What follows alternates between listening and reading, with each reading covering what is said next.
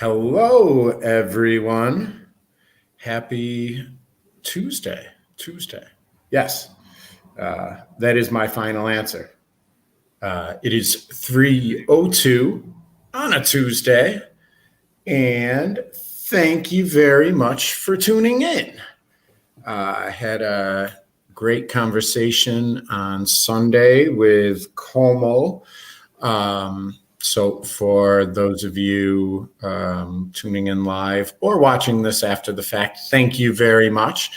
And you can check out the Remotely Entertaining YouTube page or Facebook page to see previous episodes if there's anything you might have missed, or if you just, want to see how many F words I said or whatever. I'm sure there's a reason you watch.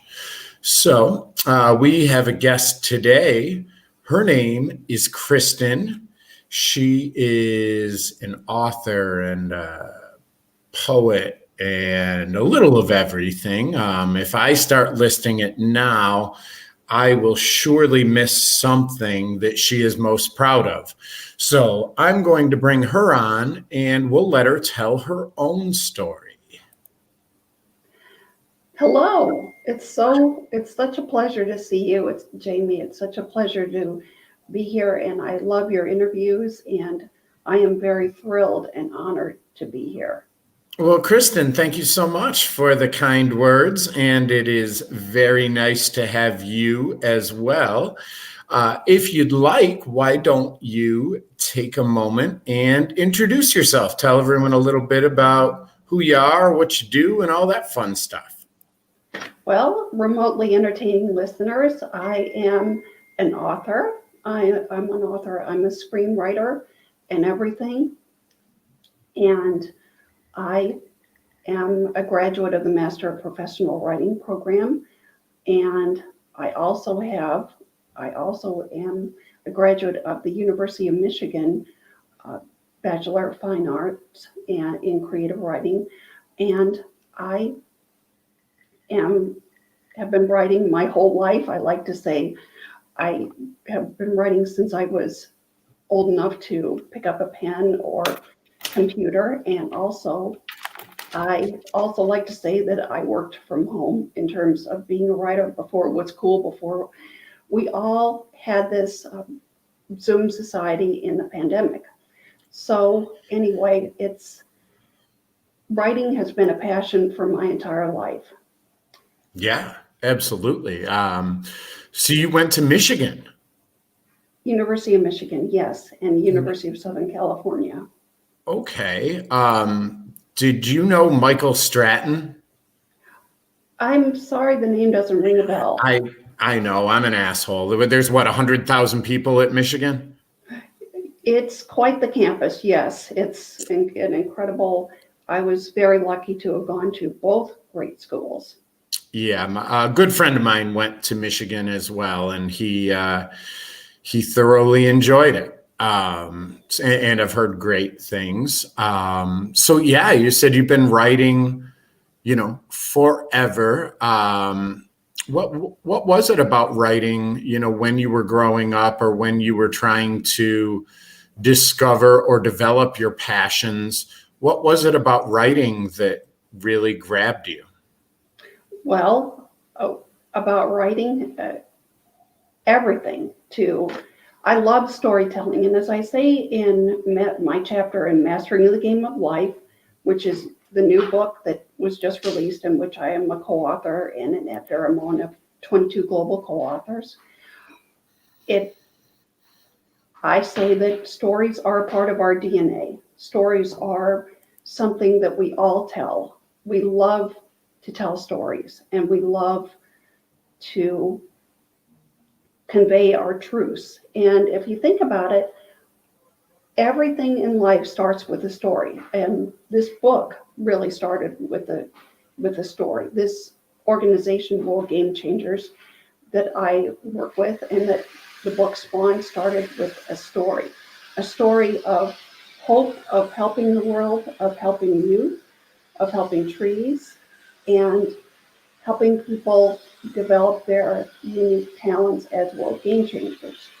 And I am one of several co-authors in this great thing we call life. And if you think about it, everything starts with a great story. Everything starts with a great opening line. Like the clocks were striking 13 in 1984. And the opening line of Harry Potter, "Call me Ishmael." So it all starts with the opening line that you start with. Not to say that first impressions aren't misleading. I think Jane Austen wrote about that. But I think it all starts with a story, and it all starts with an idea. And I just get so passionate about ideas. Yeah, I agree. The first line of Harry Potter is "Call me Ishmael." No, the first line of Moby Dick is "Call me Ishmael." Sorry. Yes. Okay. I have not read Harry Potter. I don't read a lot, the young adult stuff. Not that there's anything wrong with it, but, and people tell me all the time, "You're really missing out. You need to check out." But that threw me off. And yeah, absolutely. Stories. I've been in sales for a very, very long time. And one of the things that I've learned and taught and seen is true is that stories sell. You think of growing up and some stories, The Boy Who Cried Wolf. What does that story mean? Well, it means a whole hell of a lot more to a kid than a parent saying, "Hey, dummy, quit lying," or "Stop." I tell the kids at home all the time, if I hear a scream like that from out in the yard, I expect that your foot has been lost in a bear trap.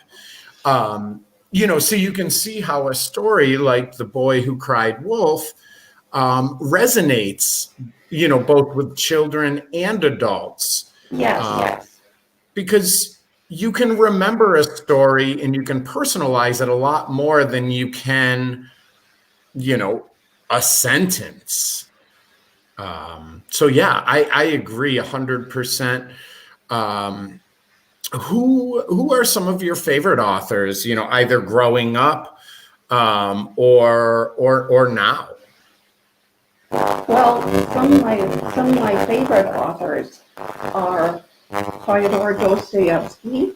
Mhm. I loved Daphne du Maurier's Rebecca. I love so many authors. I love Charles Dickens. I love Rosamunde Pilcher. I always loved Dr. Seuss. There's just so many authors that I could name, and so many Sure. people that I can name. I'm just amazed at the power of stories and the power of words. And I just love words and stories.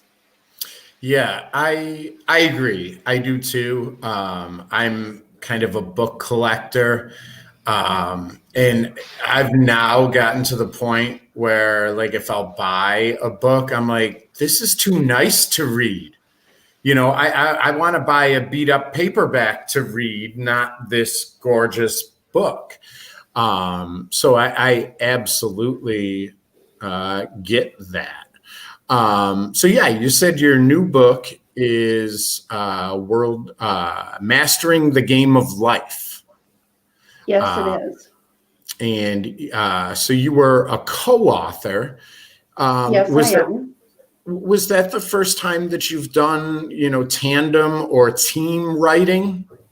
Oh, no, I've done several tandem and team writing. I've done several tandem and team writing, and so on. I have. And have I frozen? Nope, I think you're good. Okay. I have done a lot of collaboration with ghostwriters and things like that. Mhm. I've done as a ghostwriter, and I've done collaboration with a gentleman named Kristin Johnson with the Divinity Protocol. science fiction, and I've done a lot of collaboration, including with a friend, Mimi Cummins. Christmas Cookies Are for Giving, which was, I call it a storybook with recipes. And it really is an amazing art to collaborate, to work with someone else, because when you have ideas in your own head, it's wonderful, and to produce that in your own head, it's absolutely wonderful. But when you have all these co-authors to collaborate with, it's remarkable. It's like co-creation. It's incredible. And it can be challenging. You know, you are meshing visions and you're trying to edit. And in the case of the book, I was editing these wonderful co-authors like Richard Gerber, who wrote about change, and Sharon Griffiths, who wrote about shappiness, success plus happiness. And also you had Amy Moscow, who wrote about getting to the heart of the matter. Kimberly Woods, writing about mastery, and Steve Judge, who wrote about being a triathlete and looking for the gold, trying to find the gold, so many things. So, and meshing all these stories into a book and then adding my own story, which talked about words change lives, what story will you tell? That was remarkable. And there was a synergy about it. There was a synergy about collaborating. Wouldn't you agree that there is a synergy about collaborating? I would, absolutely. I have never done a collaborative writing piece, but I know that, you know, I've done some work editing, and I'm currently working on a book, and I know that the process of editing really strikes a creative chord for me. And I don't know what it is. Maybe it's just reading, you know, someone else's word that brings my guard down a little and really opens up, you know, a lot of different ideas and possibilities. So Yes, I think it's fascinating.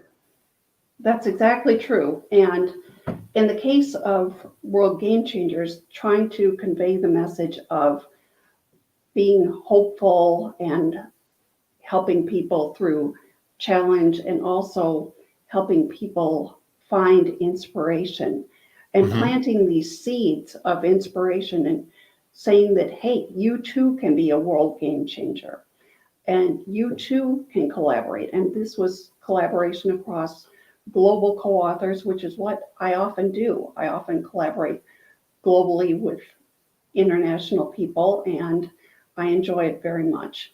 And it's all about the stories. It really is all about the stories. And the stories have the potential to shape our lives. Yeah, absolutely. I'm a big fan of Hemingway. Yes. And, you know, someone had asked him, how do you start a book, or how do you start a project? And he said, I just write one true sentence. And it's funny because it seems like kind of a throwaway line, but you can see how, you know, writing one true sentence gets you rolling downhill, because, Yes. you know, any truth in Christ, I don't mean to go on a Hemingway fanboy diatribe here, but he talks about the iceberg principle of writing, you know, where, you know, there's Tell me 10%. about that. Yeah, you know, there's 10% of the iceberg above the water, and you say, holy shit, that's a huge iceberg, but you don't see the 90% underneath it. So, for instance, with Hemingway saying, write one true sentence, that one true sentence is the 10%. I'll tell you a very quick story. I I've heard that it may be embellished or whatever, but I don't care. I'm taking it as gospel truth. So Hemingway is sitting around a lunch table with, Ford, Maddox Ford, and Fitzgerald, and maybe McLeish. And they're having lunch, and they said, hey, what's the shortest story that you can write that has a beginning, a middle, and an end? So they talk some shit over martinis, and they say, well, let's do it. We'll bet lunch on it. Whoever wins gets a free lunch from the rest of you guys. So they go around the table and they get to Hemingway, and they say, well, how long is your story? He said, 6 words. Excuse me? Baby shoes. No, I'm sorry. For sale. Baby shoes. Never worn. I remember that one. What about that struck you? It's 6 words that have a beginning, a middle, and an end. And even if you know that's the whole story, you cannot help but think, what happened to the shoes? What happened to the baby? Tell me more. Exactly. And I think that is probably what good writing does. Or at least writing that I appreciate. And I say that my favorite book is Infinite Jest, and it's 1,100 pages. But I prefer books and writing that make me think rather than telling me what to think, how to think, and painting the whole picture. Right, exactly. I think that's the best way. And not over describing, trusting your reader. And I love rich description. Mm-hmm. And in this book, Mastering the Game of Life, and in my other books, such as The Divinity Protocol, Christmas Cookies Are Forgiving, and also Butterfly Wings and other books, you will find that I love language, but I always try to trust the reader, because the reader is the one that you have an interaction with. And in Mastering the Game of Life, we are trying to interact with the reader and really spark a global conversation. Yeah, so let's talk a little bit more about that. I have not read the book yet. I did find it, and I will. But if you were to write the Cliff Notes version of Mastering the Game of Life, how do you master the game of life? Well, there are a variety of insights about mastering the game of life. And one of the key thing is attitudes and beliefs shape our choices. That's one of the things. Attitudes and beliefs shape our choices. And we are always we are always having our attitudes, we are always having our beliefs, we are always shaping, and these shape our choices. So what we are doing is we are trying to be the best that we can be. We are trying to, whether it's mastering, getting past a devastating event in our lives, which many of our co-authors talk about, or whether we are trying to find meaning in our lives through telling stories, which is what my chapter is about. We are all trying to make a choice as to what we want to be and getting to the heart and the matter. Yeah. All right. And I know that some of your other projects have dealt with online etiquette and, how you comport yourself online. What was it about that really sparked your interest and, made you put pen to paper, so to speak? Well, with online etiquette, I believe that that's part of mastering the game of life as well, because what happens is we are all online, and we are all online even more because of the Zoom and everything. And we are trying to master this online world, and it's not going anywhere. And you just have to hit the think button. You just have to figure things out, hit the think button. And as my late mother would say, you have to think about what you're posting, think about what you're doing, because email has a send button and a save button. It does not have a think button. And so the think button is really important to be able to communicate clearly. And communication clearly is one of the things that they say in Mastering the Game of Life. What are you communicating?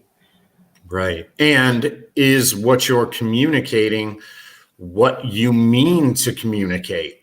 And oftentimes there is something lost in the translation. I know that myself perfectly well. And it's funny you say there is no think button on email, and that is true. There is a setting on Gmail where you can set a delay. I believe the maximum is 30 seconds because I have it set. And it's funny because I'll send an email and a little window pops up, says, sending, are you sure, or something like that. And not that I'm going to send an email telling someone to go fly a kite or whatever, but there are plenty of times in business and otherwise where I'll send an, oh shit, I forgot to.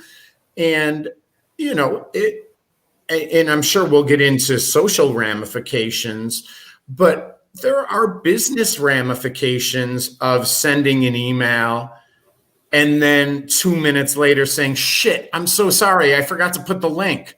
Or, oh, this is what we talked about, but I didn't share it. So that is important. And certainly in terms of social media and things, what is your advice maybe for younger people, with using social media and things like that?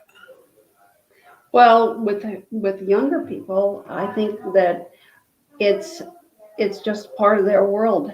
That's a great question. It's just part of their world. And one of the things that I had said on another podcast is that younger people don't always want us checking up on them. In other words, they just don't always want us hovering over them and interrogating them with the social But with media. this technology, it's even easier to check up on them. That's true. That's very true. You can see what they post, and there are things like Finsta and their fake Instagram, and Rinsta, the real Instagram. There are all kinds of things. There's TikTok. There's YouTube, Snapchat. Facebook is a little passé for kids, but things like that. But there's all kinds of tools that we as adults have. And I think one of the most important tools we have is to just be educated about the technology. What do you think? I agree. And it is very funny that something like social media, that for people our age, Kristin, was at one point brand new. Not only a brand new platform, but a brand new technology. I have often said, thank God social media did not exist in my college days and my roaring 20s. Thank God I didn't have a camera in my pocket or a cell phone or things like that. So I feel like on one hand, we maybe see the dangers that can lurk with those things. And on the other hand, part of me says, well, maybe we're not giving these young people enough credit because they've grown up with this technology. It's not like one day it didn't exist and one day it did exist. So maybe they should be the ones teaching us what to do and not to do. Well, is it a mutual conversation? Because one of the things that we like to say with World Game Changers and Mastering the Game of Life is that young people are the river, and we are the riverbank, and kind of holding the space for the young people and guiding. But at the same time, they have so much to teach us. They have so much to contribute, and they embrace change. And we talk a lot about the inner child and things like that. And there's so much that children have to teach us, but at the same time, it's a mutual conversation, wouldn't you say? Yeah, I agree. So who would you say is more likely to do something, jackassed online, whether it's social media or otherwise? Is there an age group or, a demographic? I think that maybe anyone with social media can be tempted, or can have how do I want to say it? I think anyone can potentially have a negative experience with social media. It's true of everybody. Mhm. And when you have that, it's very difficult. I think that we just have to be cautious and, again, hit the think button. And that's not always easy to do when in this digital age, when so much is available. Mm-hmm. Yeah, I remember years ago reading a really interesting article in The Atlantic, just about how, the most innocent of Facebook posts can be used in nefarious ways. And This is true. the example they used was, you post a picture of your kid on the swing set after school and you say, well, what's wrong with that? My kid's cute and, all of this. And that may very well be true. But just using your Facebook account, which you have put all of this information out there. Now, let's say I'm a bad guy, Kristin, and you have just posted this picture, Well, now I, the bad guy, know where your kid goes to school. I know your kid's name. I know the approximate time that your kid gets out of school. Because of your previous posts, I know about your family and your brother, Jim. And I Mhm. also know that you're going to a concert tomorrow night. So, again, this comes from the Atlantic. It's not keeping me up at night. But I could theoretically go to your kid's school tomorrow and say, hey, I'm here to pick up so and so. I'm a friend of her Uncle Jim's. Her mom's going to a concert tonight, and their friend that was supposed to pick her up got stuck late at work. And maybe it works, maybe it doesn't, whatever. But my point is, we are putting all of that information out there. We Yes. we tell our kids for years, don't talk to strangers, don't take candy, don't do this, don't do that. And then we put all of this information out there to make it, easier if someone has these bad intentions. We're almost giving them all of the information they need to do this easier, than in the Yeah. old days. Yes, exactly. And that can be uh, it's very hard. You have to be very careful about what you post these days.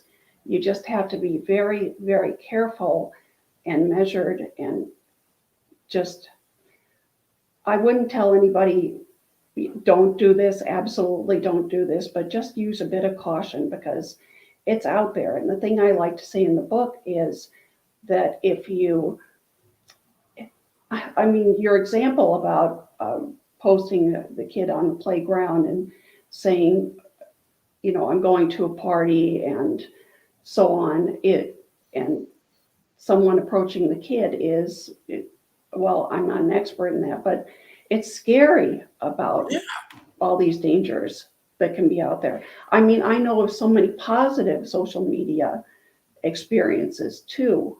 I know it's easy to denigrate social media, but I know of positive social media experience too. And I know that there's definitely a debate raging on about how much we share on social media.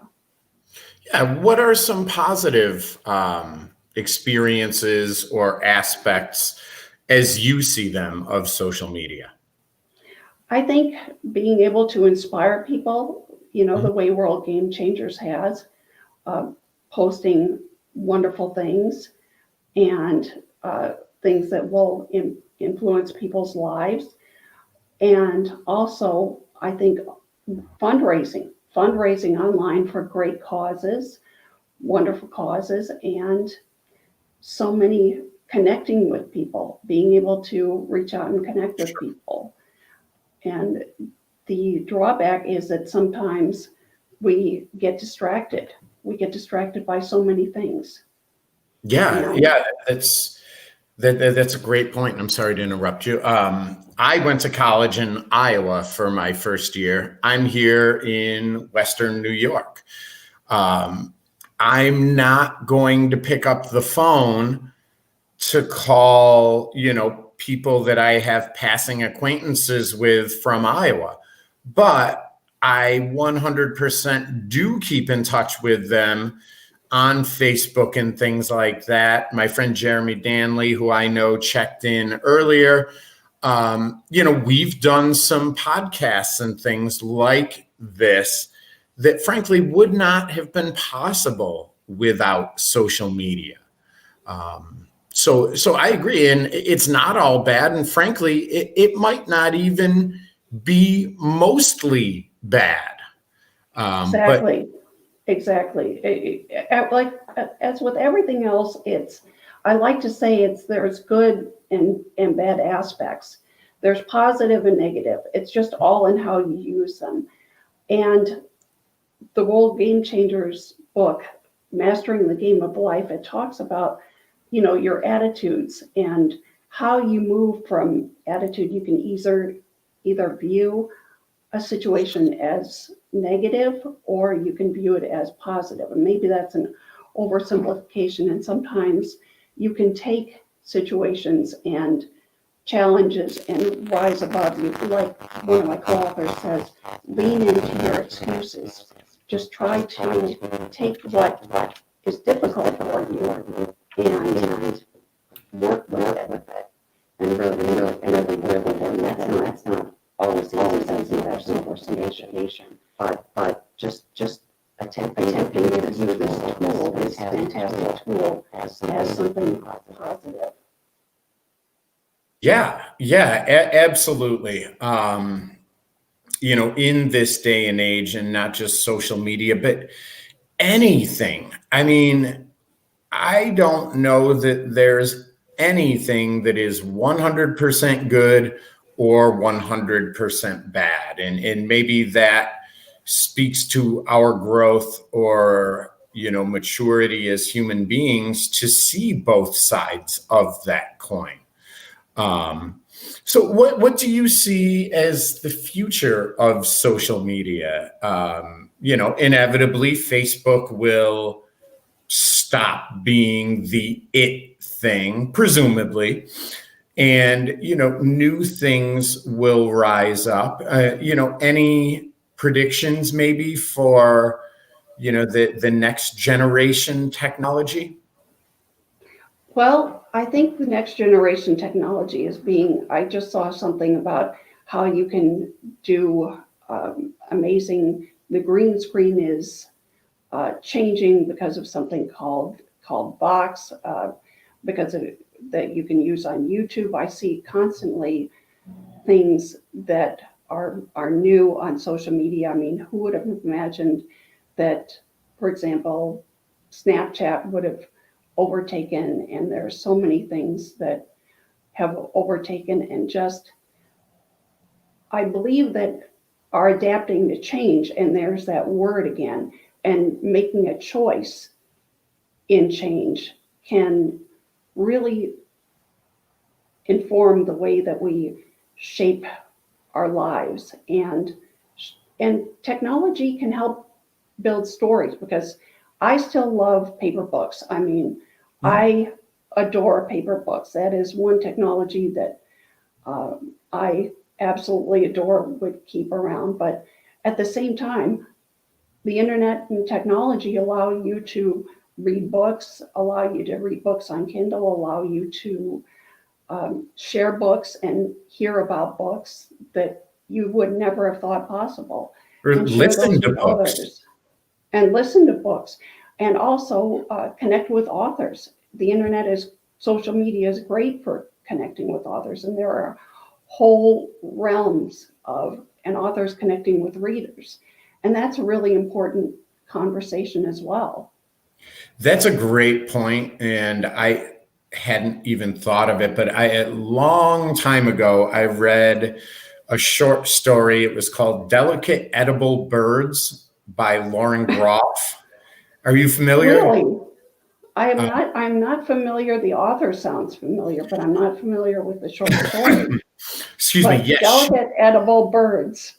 Delicate Edible Birds. It was fantastic. And after that, she wrote Monsters of Templeton, and Fates and Furies is her famous, book. That was a novel, and it was great. But rewind many years ago, Christ, maybe a dozen years ago, I read Delicate Edible Birds, and it was fantastic. And it was, I don't even know where I read it. Like it maybe a magazine or something. And I said, wow, this chick's incredible. Geez, wonder if I could shoot her an email and let her know how much I enjoyed this story. And spoiler alert, I could, and I did. And she responded to me in hours. I mean, I don't know exactly how long it was, but I was like, holy crap. And it probably made her day. My guess is today, if I emailed her, I wouldn't get a response. She's in a much different place than she was back then. But yeah, you're right. The technology to reach out, especially to up and coming authors is probably great both ways.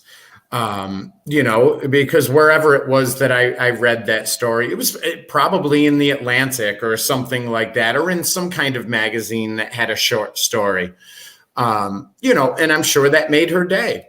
Awesome. It made mine too, but it was just funny to have that conversation. And you're right. Back in the day, I don't know how many people wrote letters to Dos Passos or Dostoevsky, to say. I think there are collections. Yeah. Yeah. Yeah. So, and that brings up an interesting point about writing now. With the proliferation of online tools to write and to get published and things like that, writers are probably more accessible than ever, and they're ubiquitous, really. Yes, they are.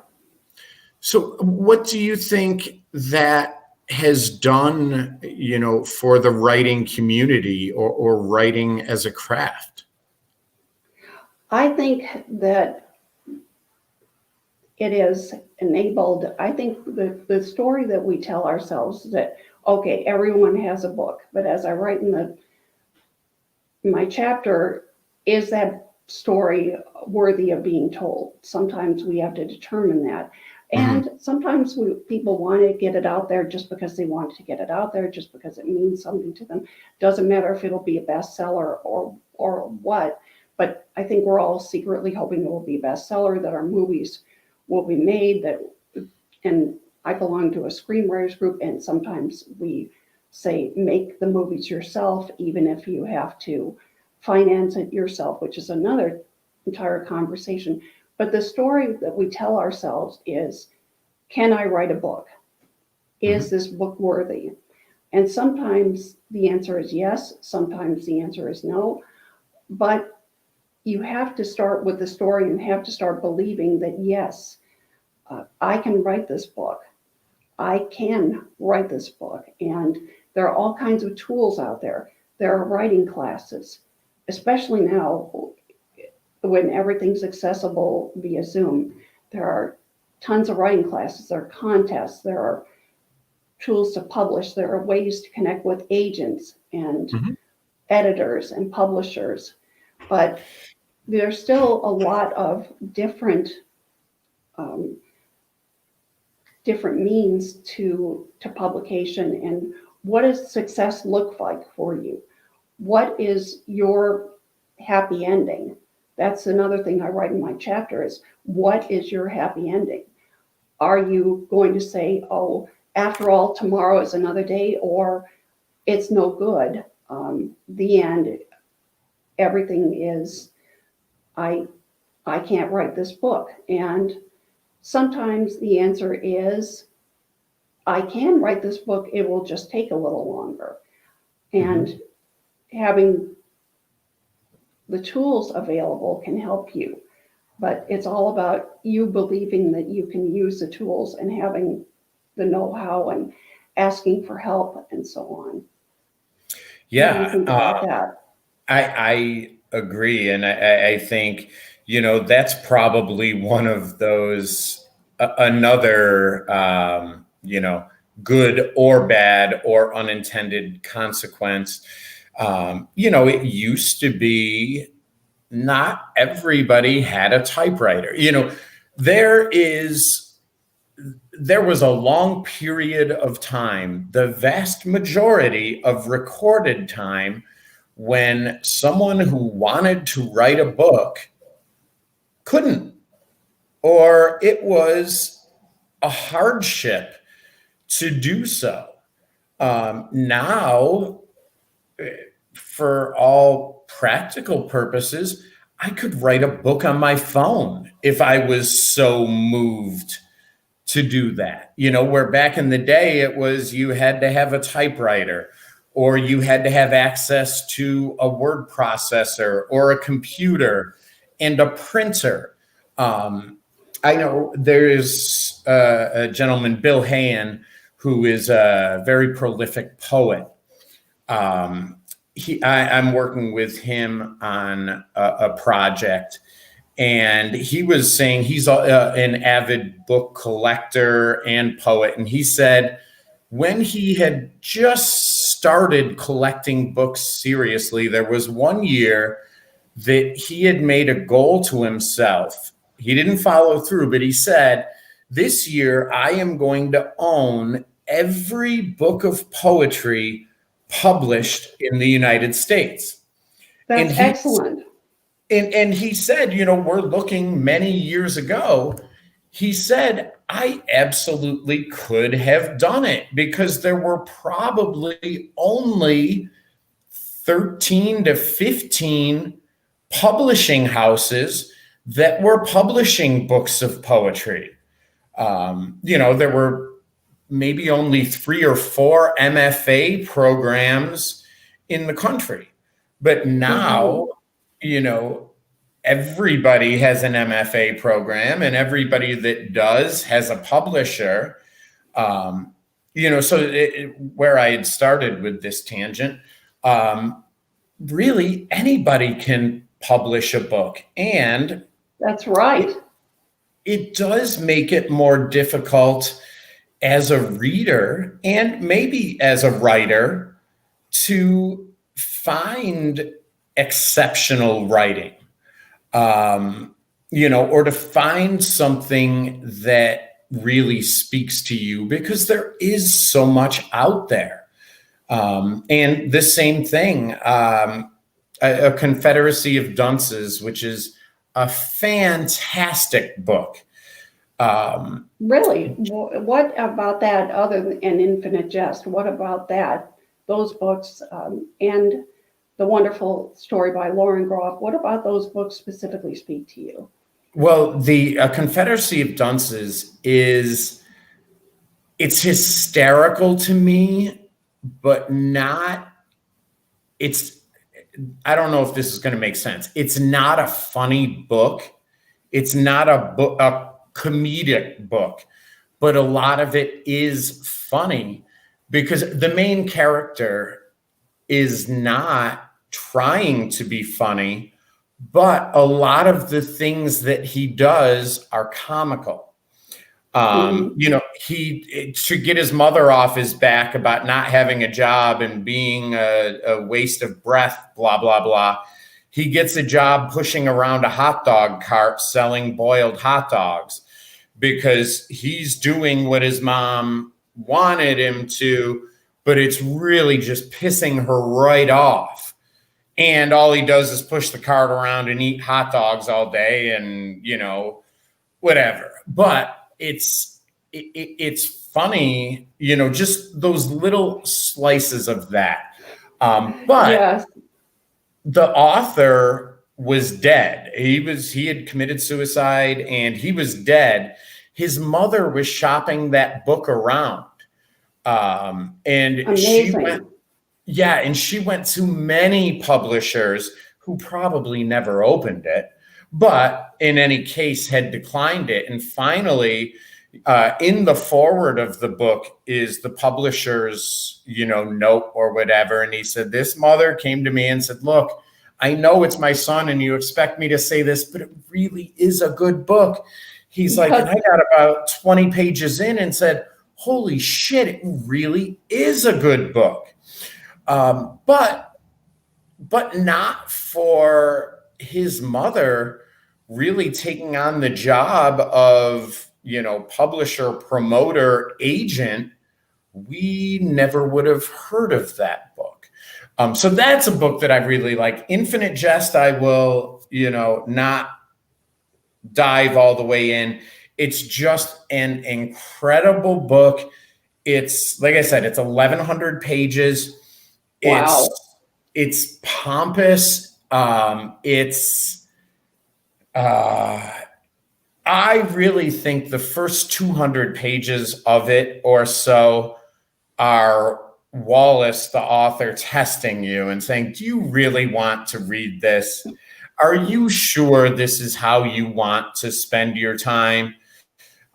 Because at some point, if you are far enough into it, you're going to finish it even if you hate it. But it's very difficult reading. It's rewarding. I've read it twice and I've listened to it at least twice more. And there is not a day that goes by that I don't think about that book, still trying to figure it out in my head. Like we had said earlier, I don't want to read a book that ties everything up really nicely in a bow, like those movies you see that after the credits, it shows you all the shit you might have been wondering about. No, I'm fine just wondering on my own. So yeah, that book is incredible. And the delicate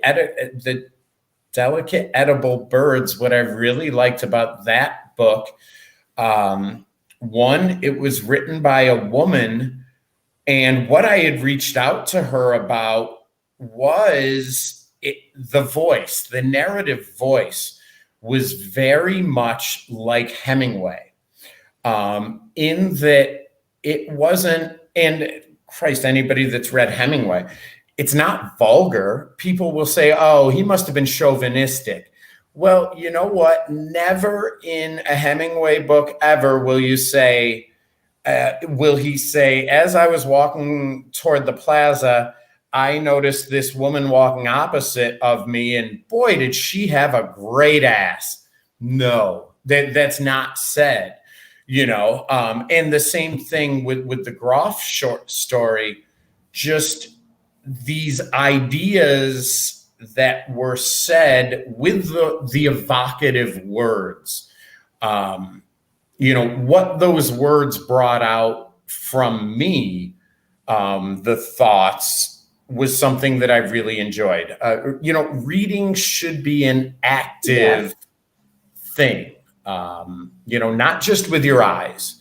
And it Oh, shouldn't yeah. stop when you close the book. Right. And one of the things that our creator of Mastering the Game of Life, Paul Lowe, talks about love and hope. And what I love is that the Confederacy of Dunce's mother having that love and that hope to say, hey, my son's book is worthwhile. This story is worthwhile. And with stories, it really is important. It behooves us to continue the story, continue to hope, continue to love, because Paul talks about planting those marvelous seeds of love and hope. And that's what we hope to plant in the world. That's what I hope to plant in my writing. And whether it's Infinite Jest or Harry Potter, where they say, where J.K. Rowling says, Mr. and Mrs. Vernon Durley of number 4 Privet Drive were perfectly normal. Thank you very much. And would object to the suggestion that anything was otherwise. It really sets up the world of the story. It sets up the reality of the story. And you know that with a good story, you are going to be taken on a journey. You are going to be taken on a journey of love and hope, or it could be tragedy, as in Macbeth, or he loved Big Brother, which was the end line of 1984, spoiler alert, but all kinds of different wonderful stories. How does the story begin? How does it end? What is the beginning, the middle, and an end? You talked earlier about Hemingway and the 6-word story. Baby shoes, for sale, never worn. The beginning is baby shoes, the end is never worn. And like you said, you wonder what is going to go on, what happened. But that story has a beginning, a middle, and an end. And it's important to have the story end, whether it's comedy or tragedy, with love. It's important to have love and hope that you can, like Paul says, that you can send a story out into the world that will help people, that will educate people, that will entertain people, that will uplift people, that will be part of loving, learning, and legacy, and just being our best selves. Yeah, that's interesting. Do you think that it is the author's job to put that directly into the text, that uplifting, that spirit of hope? Do you think that it's the author's job to make that very obvious in black and white text, or can it be subtext, or something that's not on the page, but that an author hopes that a reader would take from it? What is your opinion on that? Well, yes, I think that there is all kinds of trusting the reader, as I said. And sometimes nonfiction is different than fiction. Sometimes you want to convey the message in nonfiction, but even in nonfiction, you can portray images that will just show you. For example, you can show somebody struggling to overcome an illness, and that is a symbol of determination. Or you can show somebody just really joyous after they've overcome a marathon, or after they've ended a relationship. You can showcase somebody struggling with a difficult childhood, and you can really showcase them at the end and show how they are transformed, show how they manage to make it out and manage to transform their lives and everything. But, and sometimes you can spell it out because sometimes it needs to be said, but I think it depends on the situation. It really depends on the situation. And it always must be dependent on what you're trying to say. And I know that you like the evocative writing, and so do I. You like the trusting the intelligence of the reader. I think that's important. And I think that it just all depends. The format of the story depends on the story you are trying to tell, whether it's novel, short story, and also some things, as in life, there's some things we don't come out right and say. There's all kinds of subtext. Sometimes we're very blunt, but other times we find ways to communicate, and there are all kinds of different voices. Yeah, I would agree. And, maybe the beauty of it is that books don't come with instruction manuals. I know, as an English major as well, I was taking a final exam, and it was a story or a poem, I can't remember now, that we hadn't read, and we had to do an explication. And I remember there was a guy, and he said, that night before I fell asleep, I saw 3 moons or something. I spent my whole time writing about how these 3 moons were, he revisited his childhood and his past, and then he saw the moon of today and the present, and then he thought about, the moon of his future and what that held. And I got my test back, and the professor said that was great job. Very, very inventive. He saw 3 moons was an old colloquialism that meant he was drunk. I'm like, Really? okay. So it does go to show that, what is intended by the written word, even something, very clear to that person when he wrote it, that was an expression that they used. But here I am, however many years later, reading that and saying, oh, okay, this is probably what he meant.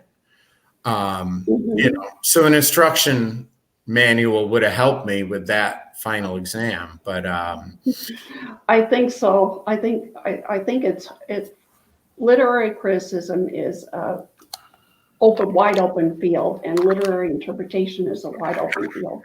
And the story all depends on how you view it. Can you view it as a comedy? Can you view it as a tragedy? Like Robert McKee would say in story, you can take 2 people.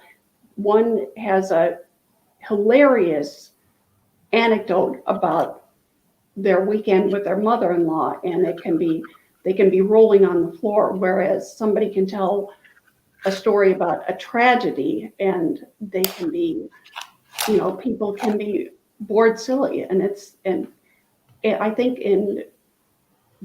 that's not to minimize tragedy, but it's just because it may be all in the way you tell the story. And these days, especially, there's so much news, there's so much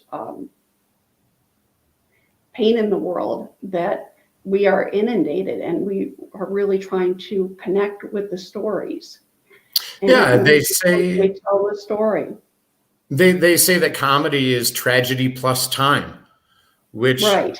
I would agree with.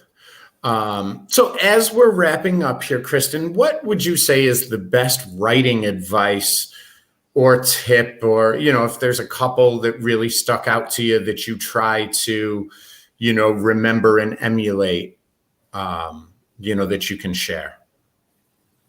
Well, the best writing advice that I remember is just write. The best writing advice is just to write, just to get something down on paper, and trust yourself. And writing equals rewriting also. Mm-hmm. In writing revision, I forget who said it, but it was on the homepage of the Santa Barbara Writers Conference.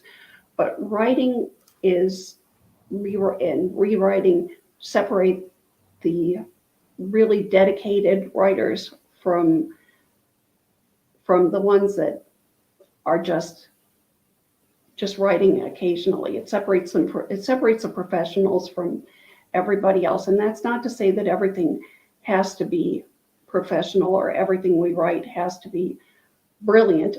The point is just to write, just to produce, Sure. and to be able to love what you do, love the written word, love the story. And what story will you tell? That's the most important thing. What story will you tell? Yeah, that's I took one of the creative writing classes I took in college. There was an exercise where, we had to write, if I could change one thing about my writing, or something goofy like that. And the teacher said that I believe it was every single person in the class said, I wish I could write more. And she just said, guys, then fucking do it. She's like, I've written, books of short stories and this, that. She's like, do you think now at this stage in my life that I'm a writer and a creative writing teacher, that every day at 6 o'clock, a bell rings and says, oh, it's my writing time. The world's going to stop so that I can go write? No, you have to. If that's what you do and that's what you want to do, then you have to make that time. Just like, if you want to be a professional basketball player, the world is not going to stop so that you can go shoot free throws. You're going to go shoot free throws instead of playing video games or instead of watching a movie. So those sorts of things, I agree with you. If you want to write. Exactly. And that's what Hemingway said. I believe it may have been Hemingway, or F. Scott Fitzgerald. I'm not sure, but they said, if you want to write. Yeah. And someone else said, if you want to know if you can trust someone, trust someone. All right. Vonnegut, I believe, one of his tips for writing a story was start as close to the end as you can. Yes. And it was funny because when I read that, I'm like, that's interesting. And now I'll notice that when I'm watching a movie or when I'm reading a short story or a book, I will notice how many people do that. And it is a great tool. There's so much advice out there. I know Stephen King, I'm going to say recently, but it's because I don't have a real good concept of time. But he wrote a book, I think it was just called On Writing. On Writing, I have it. Yeah, and a lot of people shit on Stephen King because he writes 80 books a year. But I'll tell you what, I've never read a Stephen King book where I finished it and said, yeah, Steve must have needed some money. So, he fired this one out really quick. No, I've never read a Stephen King book that I thought was a waste of time. I don't know how the hell he does it. I know how he used to do it, but I mean, just the inventive nature of his mind is unbelievable. Well, and the imagination, that's the other tip. Give yourself some dream time. And I know we're all distracted, which ties into the social media, but it all lean on your excuses. It all connects to leaning on your excuses and how much you really want things. And yes, I know we're all challenged, but sometimes when you are really passionate about something, you can find the time, you can lean into your excuses and say, okay, what am I thinking about? why am I giving myself this out, and what scares me? And sometimes you can say, okay, what scares me about life, and use that to take a leap, take what a leap with your characters, and say, what does my character fear? And try to connect with that. And what does my character want? What does my character hope for? Even if that character is you, you still have to have desires, motivations, goals. Absolutely. Absolutely. Well, Kristin, thank you so much. Really quickly, what's next for you, or what are you working on right now? I'm working on several projects at once. I'm working on many projects at once, and just stay tuned. I have several clients that have published wonderful books, including children's books, and I'm just very excited by whatever's next and the next project. And I'm thrilled about the Mastering the Game of Life book. Perfect. Yeah, well, Kristin, thank you so much. And here is your social media and accounts so that people can find you and keep up to date on what you've got going on. Thank you so much for joining me. Please keep in touch and let me know what you got cooking. All right. I will. And thank you so much for caring so much about the written word and for editing, because everybody needs a great editor who really loves the written word. Well, I hope they can find a great editor for this project I'm working on, because it might need it. But Kristin, thank you so much. Have a great day. Enjoy California. You got your whole afternoon in front of you. It's almost dark here in New York. Well, stay safe out there in New York, and stay safe out there and have a beautiful day, and keep being remotely entertaining. That's all I can do. Thanks, Kristin. Thank you. All right. That was Kristin Johnson, writer, editor, screenwriter, poet. Is there anything she doesn't do? We didn't find it today. So thank you guys for tuning in. Thank you for watching this. A lot of people have asked me, hey, what can I do to help get the word out there? If you see us on Facebook or YouTube, please like the page, share the post. If you see something in the archives that you like or you found interesting, leave a comment. Okay, again, share. That really expands the reach, gets us out to people that we normally wouldn't reach. And if you know anybody that should be on the show, please reach out to me through Facebook, YouTube, throw a rock, whatever. I'm here. Stay tuned. We got a lot of great shows with some really exciting guests upcoming. Thanks again to Kristin Johnson. Thank you guys very much. Stay safe